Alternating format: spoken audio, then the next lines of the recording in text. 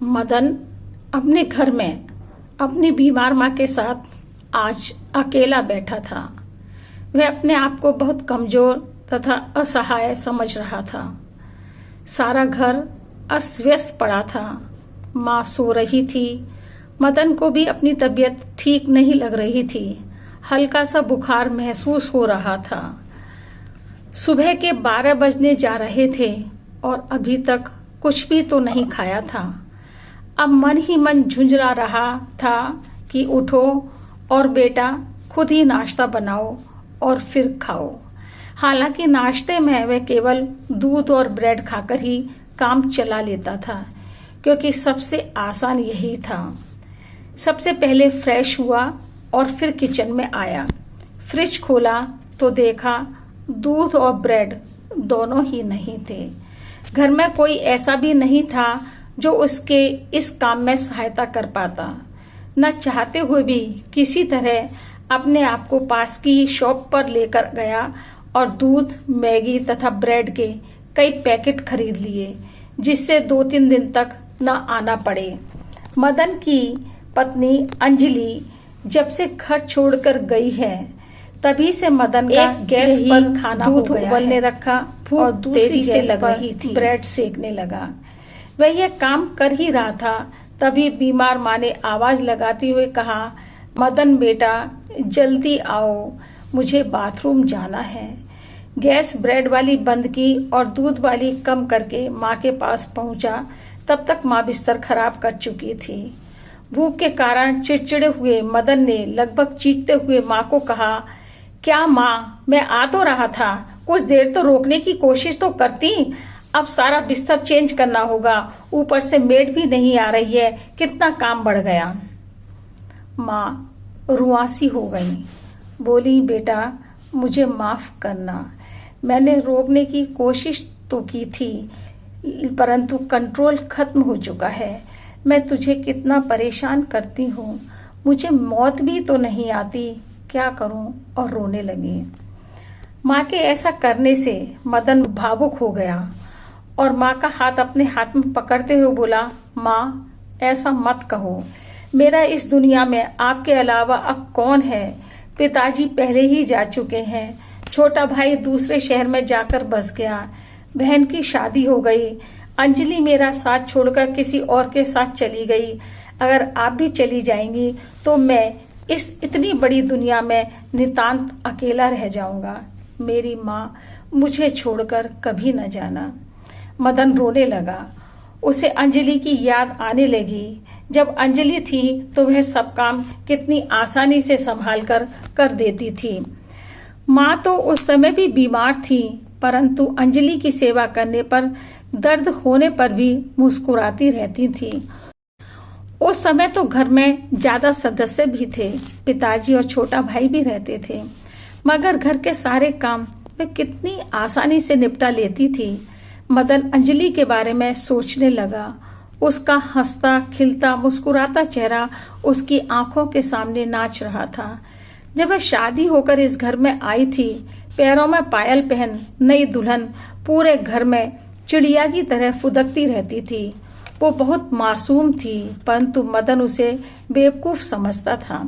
बात बात में उसे झिड़कता रहता था। उसके ऊपर इतने अधिक प्रतिबंध लगा रखे थे कि वह घर से बाहर कदम भी नहीं रख सकती थी। उसकी सहेलियां ना तो उसके घर आ सकती थी और ना ही वह जा सकती थी। यह चंचल हिरनी जो सारा दिन चहल पहल मचाए रखती थी, अब तो पिंजरे में बंद बुलबुल जैसी हो गई थी। जिन आंखों में हंसी रहती थी, अब उन आंखों में दर्द और आंसू साफ दिखाई देते थे। फिर भी किसी से कोई शिकायत नहीं करती और पूरे दिन अपने काम में व्यस्त रहती थी। आज मदन को अंजलि के सामने आया बुखार याद आ रहा था। तब नई नई शादी हुई थी। उन दिनों में अंजलि ने पूरे दिन उसके हाथ पैरों की मालिश की। मदन कभी कहता, अब सिर दबा दो, अच्छा अब कुछ खाने को दे दो, मैं बिस्तर में पड़ा बोर हो रहा हूँ, किसी मैगजीन में से कोई कहानी पढ़कर सुना दो। सारा समय अंजलि से कुछ न कुछ काम करवाता रहता। एक दिन मदन ने अंजलि से पूछा, अंजलि मैं तुम्हें बहुत परेशान करता हूँ, तुम कहीं परेशान तो नहीं हो रही हो? इन सब से मैं तुम्हें ज्यादा काम तो नहीं करवा रहा हूँ? अंजलि ने कोई जवाब न देकर खाली मुस्कुरा दी। मदन ने उसे तुलसीदास का एक दोहा सुनाया, धीरज धर्म मित्र अरुनारी, आपत काल परखिए चारी। इसका क्या अर्थ है? क्या तुम्हें पता है? नहीं, मुझे नहीं पता, आप बता दीजिए।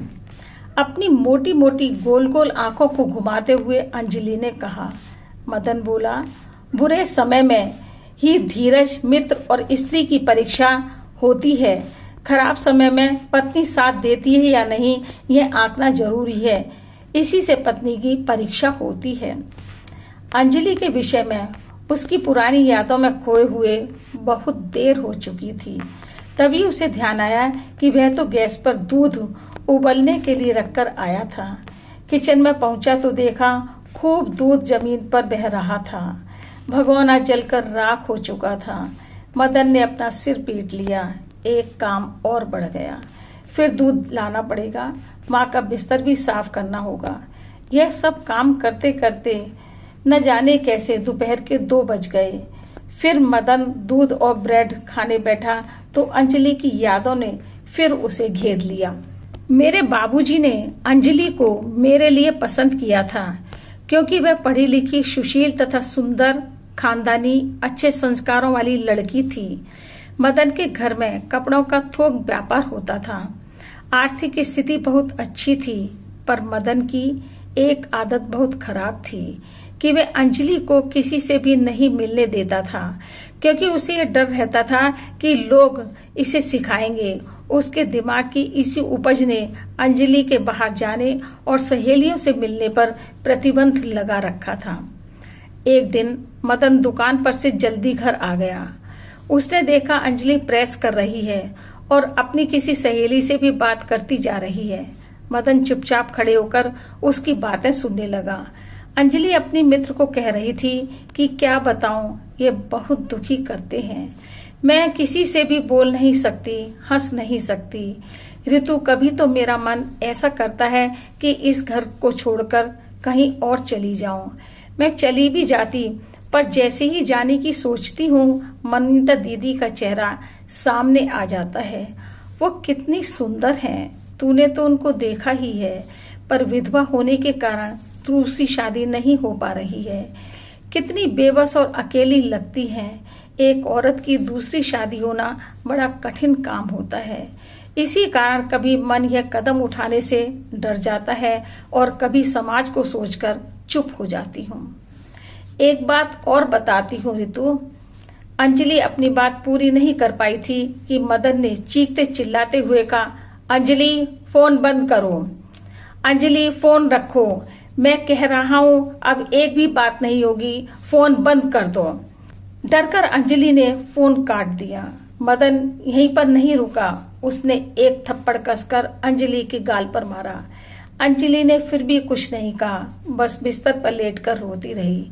फिर मदन ने उसको एक और तुलसीदास का दोहा सुनाया, ढोल गंवार शूद्र पशु नारी, ये सब ताड़न के अधिकारी।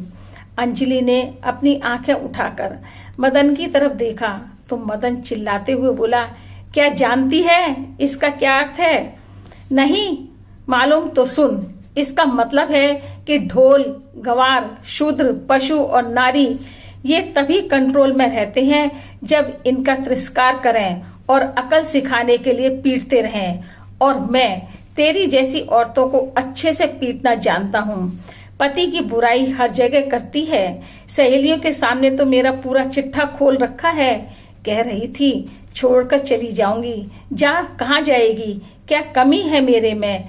मेरा जैसा लड़का मिल गया है, इसलिए यह गज पर लंबी जुबान चल रही है। तेरे लिए क्या कमी रखी है मैंने? ये कहते कहते मदन ने गर्म प्रेस उठाई और उसकी हथेली पर रख दी। दर्द के मारे अंजलि की चीख निकल गई। चीख सुनकर दूसरे कमरे से पिताजी आ गए। मदन, ये क्या कर रहा है तू? तू क्या जानवर है? अपनी माँ को दवाई दे, वह दवाई कह रही है। और पकड़कर ले गए। अंजलि ने अपने हाथ को पानी में डालकर रखा और लगातार रोती रही। उस दिन अंजलि का दिल अंदर से टूट गया। मदन के लिए मन में घृणा भर गई। पर उस दिन से अंजलि ने अपनी सहेलियों से फोन पर बातें करना बंद कर दिया। हंसना मुस्कुराना सब पीछे छोड़ दिया। अंजलि फिर भी इतने अच्छे संस्कारों की लड़की थी कि पति का इतना गंदा व्यवहार होने के बाद भी वह अपनी ही गलती सोच लेती थी कि शायद मैंने ही कुछ गलती की होगी और मैं उनको समझ नहीं पाई हूँ। औरत को हमेशा ही सहनशील बने रहना चाहिए। वह अब भी मदन के बाद सारे काम तो करती, परंतु मुंह से एक शब्द भी नहीं बोलती थी। रात को जब मदन उसे अपने नजदीक लेने की कोशिश करता तो वह नहीं जाती थी। वह समझ नहीं पा रही थी कि क्या करे। एक बार उसने अपनी सारी समस्या अपने पेरेंट्स को बताई तो उन्होंने कहा, बेटा थोड़ा एडजस्ट करो, सब ठीक हो जाएगा कुछ दिनों में। बेटा, जिस घर में लड़की की डोली जाती है उस घर से उसकी अर्थी निकलनी चाहिए। यह सब सुनते और धैर्य रखते हुए जिंदगी के 4 साल कट गए। जहाँ एक दिन भी निकालना मुश्किल था, वहाँ पता नहीं कैसे 4 साल निकाल दिए। अभी तक कोई बच्चा भी नहीं हुआ था और अंजलि सोचती थी अच्छा है, क्योंकि ऐसे माहौल में बच्चे को पालना बड़ा करना आसान काम है।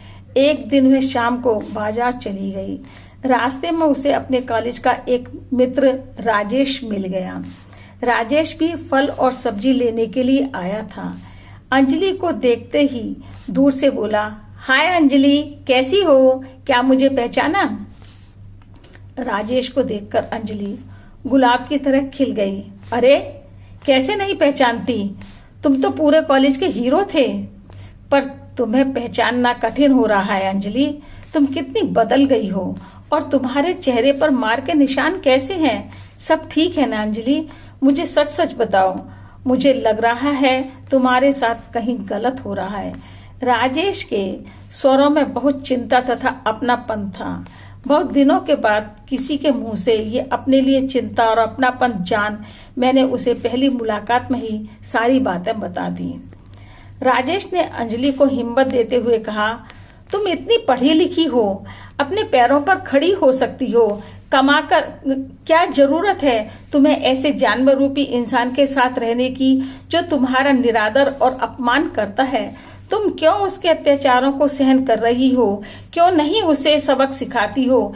इस तरह का व्यवहार तो हम अपने पालने वाले कुत्तों के साथ भी नहीं करते हैं अंजलि। अब एक बार आखिरी कोशिश करके देख लो।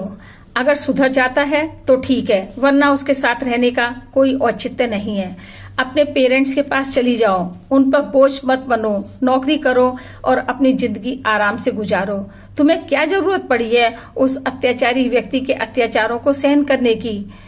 घर पर आने पर भी अंजलि के दिमाग में राजेश की बातें चक्रव्यूह की तरह उसके मस्तिष्क को भेद रही थीं।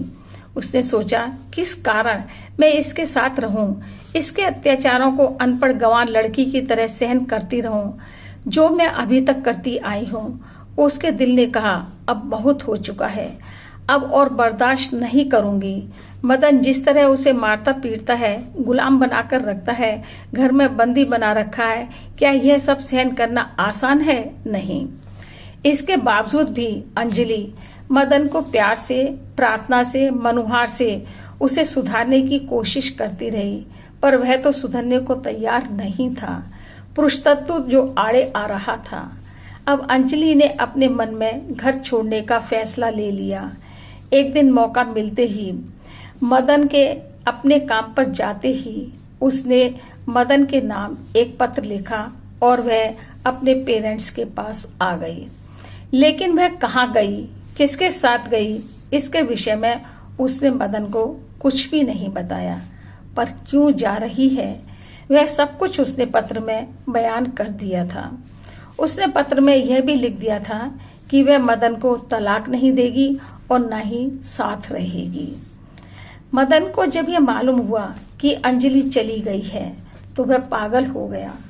उसने उसके मायके फोन करके पूछा, पर मायके वालों ने मना कर दिया कि वह यहाँ नहीं आई है। दूसरी तरफ अंजलि के घर वाले उसे समझा रहे थे कि या तो वह मदन को सुधारने का प्रयास करे या फिर उसे तलाक देकर दूसरी शादी कर ले। पर अंजलि ने अपने पेरेंट्स को दोनों बातों के लिए साफ साफ मना कर दिया। उसने कॉलेज में सर्विस के लिए अप्लाई किया। दिल्ली में 3-4 कॉलेजों में इंटरव्यू देने के बाद एक महाविद्यालय में उसका सिलेक्शन हो गया। अब वह अपने मायके को छोड़कर दिल्ली चली गई और सबको कह गई कि कभी भी मदन को यह नहीं बताना है कि मैं कहाँ पर हूँ। मदन ने कभी सपने में भी नहीं सोचा था कि अंजलि उसे छोड़कर और बिना बताए जा सकती है। कई हफ्ते तो उसने सोचते हुए निकाले कि दुनिया के थपेड़े खाकर एक दिन स्वयं ही लौटकर आ जाएगी, पर धीरे धीरे करके घर का अकेलापन उसे डसने लगा। तब उसने इस बात को महसूस किया कि जो वह खो चुका है उसे कभी भी प्राप्त नहीं कर पाएगा। उसने अंजलि को अनेकों बार फोन मिलाया, पर फोन बंद आता था क्योंकि अंजलि नंबर चेंज कर चुकी थी। वह अलमारी में से अंजलि का पत्र प्रतिदिन निकाल कर पढ़ता था और अपने किए पर दुखी होता था। उसने अंजलि को कहाँ कहाँ नहीं ढूंढा और कहीं भी पता नहीं चला। एक बार उसके मायके भी बिना बताए चला गया, पर वह वहां पर भी नहीं मिली। FIR कराने से भी कोई लाभ नहीं था। एक तो अंजलि अपनी मर्जी से घर छोड़कर गई थी, दूसरे बालिग थी। मदन की जिंदगी की गाड़ी जैसे खराब पटरी पर चल रही थी। व्यापार भी बिगड़ता जा रहा था। पिताजी की भी मृत्यु हो गई थी। घर के बुरे हालात देखकर उसके छोटे भाई ने लव मैरिज की और दूसरे शहर में बस गया। अंजलि अब आत्मनिर्भर होकर काफी स्ट्रांग हो चुकी थी। दुनिया से लड़ने की उसमें ताकत आ चुकी थी। अंजलि को गए 1.5 साल हो चुका था। वह अपने कॉलेज में बहुत अच्छा परफॉर्म कर रही थी। उसके आर्टिकल्स पेपर में छपते रहते थे। उसने YouTube पर अपना एक चैनल बनाया और महिलाओं की आवाज सुनो नाम से वीडियोस बनाकर डालना शुरू कर दिया। अपने जैसी औरतों की कहानियां उसमें बताती थी। उसका चैनल बढ़ता जा रहा था। महिलाएं उससे जुड़ती जा रही थीं। उसकी आवाज, उसकी हिम्मत, उसकी सच्चाई लोगों को जगाने लगी। वह अंजलि जो कभी डरती थी, वह औरों को हिम्मत देने लगी, औरों को डराने लगी। अंजलि के जाने के बाद उसने ये समझा कि जो व्यक्ति किसी के जुर्म सहकर भी साथ रहता है, तो इसका अर्थ है कि वह उससे बहुत प्यार करता है और वह यह नहीं चाहता है कि उसका घर खराब हो जाए, बिखर जाए। कभी किसी की खामोशी को उसकी कमजोरी नहीं समझना चाहिए, क्योंकि ऐसा घायल व्यक्ति जब आवाज उठाता है तो पीछे मुड़कर नहीं देखता है। आज मदन अपनी बीमार माँ के साथ अकेला लगा हुआ है। अब वह सोचता है कि उसने क्यों अंजलि को तुलसीदास के दोहों का गलत अर्थ बताया। अगर उसने ऐसा नहीं किया होता तो वह घर छोड़कर नहीं जाती, पर अब पछताने से कुछ भी नहीं हो सकता था जब चिड़िया चुग गई खेत। आप सभी से एक सवाल, अंजलि ने घर छोड़कर ठीक किया या गलत?